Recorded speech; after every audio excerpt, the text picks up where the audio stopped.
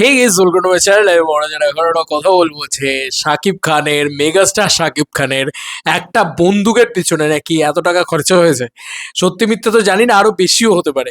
কিন্তু একটা বন্দুককে আলাদা করে তৈরি করা, ডিজাইন করা, যেটাকে দেখতে আলাদা রকম লাগা, এই বিষয়টা কিন্তু কাল থেকেই কিন্তু বেশ বেশ মানুষকে এক্সাইটমেন্ট জাগাচ্ছে।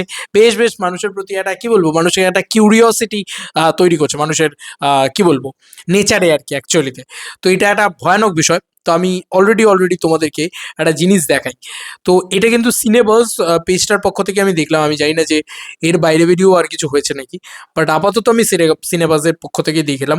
আমি জানি না এটার অন্য কেউ তার আগে ছেড়েছে নাকি কি বৃত্তান্ত। তবে এইটুকু তোমাদেরকে দেখাচ্ছি, ওয়েট। মানে এটা একটা দারুণ খবর অ্যাকচুয়ালিতে। তারা লিখেছে এটা প্রায় 5,10,000 টাকা প্রিন্সের, এই যে এটা পোস্টটা করে, লিখে মেগাস্টার শাকিব খানের প্রিন্স সিনেমার কাস্টমাইজ পিয়ানো টাচ মেশিন গানে ব্যয় 5,10,000 টাকা। বন্ধুরা, এইটা লেখা হয়েছে। তো বাংলা একটা ছবির ভিতরে 5,10,000 টাকা দিয়ে একটা মেশিন গান তৈরি করা এখন নানান লোক নানান রকমভাবে কিন্তু রেকমেন্ড করছে, নানান লোক নানান রকমভাবে কিন্তু এই ব্যাপারটাকে নিয়ে আলোচনা করছে যে এই মেশিন গানটা তো ব্যাপক লাগছে। এবং এই শুধু মেশিন গান ব্যাপক লাগছেই নয়, 5,10,000 টাকা একটা গান বানাতে খরচা হয়েছে। এবার হয়তো এরকম আলোচনাও হতে পারে, এরকম আলোচনা হচ্ছে অলরেডি, যে শাকিব খান তাহলে নাচতে নাচতে মারবে বা বাজনা বাজাতে বাজাতে মারবে। ভাই, আমার কিন্তু গানটা হেভি লেগেছে, এটা নিয়ে কোনো সন্দেহ নেই।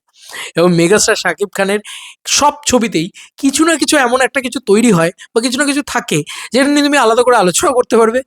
আলোচনা করার পরে তুমি সেটাকে নিয়ে একটা হাউচাউ করতে পারবে, ক্রেজি জিনিসপত্র করতে পারবে আর কি। ঠিক আছে, এটা আমি কিন্তু লক্ষ্য করে দেখেছি। তুমি কতটা লক্ষ্য করেছো আমি জানি না, বাট এটা কিন্তু হয় প্রতিটা ছবিতে। মানে বরবাদের ক্ষেত্রে ওর লুকটা, ঠিক আছে, তারপরে তোমার তুফানের ক্ষেত্রে হচ্ছে গ্যাংস্টার ড্রামা, বাংলাদেশে প্রথমবার ওরকম স্কেল, ওরকম ওরকম একটা কালচার ইত্যাদি দেখানো হচ্ছে। ঠিক আছে, এগুলো লক্ষ্য করে দেখবে। এবং এখন প্রিন্সের ক্ষেত্রে, প্রিন্স কিন্তু একটা gangster drama, out and out pure gangster movie. কিন্তু সেই মুভিতে এরকম একটা গান ব্যবহার করা হচ্ছে, যেটাকে পিয়ানো, মানে শিকাগো পিয়ানো মেশিন গান এটা বলা হয় অ্যাকচুয়ালিতে। মানে এরকম ধরনের একটা ভাইব বলা হয় এক্স্যাক্ট। তো ওইখান থেকে কনসেপ্টটা নিয়েছে, দেন তারপরে গানটাকে আলাদা নিজের মতন করে তৈরি করেছে। ভাই, এটার জন্য যদি 5,10,000 টাকা খরচা করে, তাহলে সিনেমার বাজেট কত? তো এটা ভাবতে হবে আমাদেরকে। এবং তাহলে একটা সিনেমা তারা কত যত্ন নিয়ে বানাচ্ছে, একটা মানে মেশিন গান তৈরি করতে যদি তারা 5,00,000 টাকা খরচা করে থাকে, এটা একটা বিরাট বড় বিষয়, বিরাট বড় আপডেট অ্যাকচুয়ালিতে। মানে সত্যি বলছি, একজন ভারতীয় হিসেবে, একজন বাঙালি হিসেবে, সব থেকে বড় কথা একজন বাঙালি হিসেবে আমার কিন্তু বেশ বেশ ইন্টারেস্টিং লাগছে ব্যাপারটা, ইন্ট্রিগিং লাগছে যে আরে সাবাস, শাকিব খান তো মানে ফাটাফাটি জিনিসপত্র করছে, এই হেভি দেখতেও লাগছে কিন্তু ব্যাপারটা। মানে ব্যাপারটা ইউনিক, আমরা কোথাও কখনো দেখিনি। ঠিক আছে, প্রথমবার বাংলা ছবিতে দেখছি এমনটা নয়, প্রথমবার গোটা বিশ্বেই প্রথম দেখছি আর কি এরকম ধরনের গান। তো এটাই ইউনিক, এটা নিয়ে আলোচনা হবে যতদিন না এই ছবির টিজার আসছে। তো দেখা যাক এই টিজার কবে আসে এই ছবির, এবং পরবর্তী কন্টেন্ট কবে আসে। কারণ ঈদ কিন্তু আর বেশি দিন দেরি নেই, আমরা ফেব্রুয়ারি মাসে পড়েই গিয়েছি। মার্চ মাসের 19 তারিখে কিন্তু ঈদ।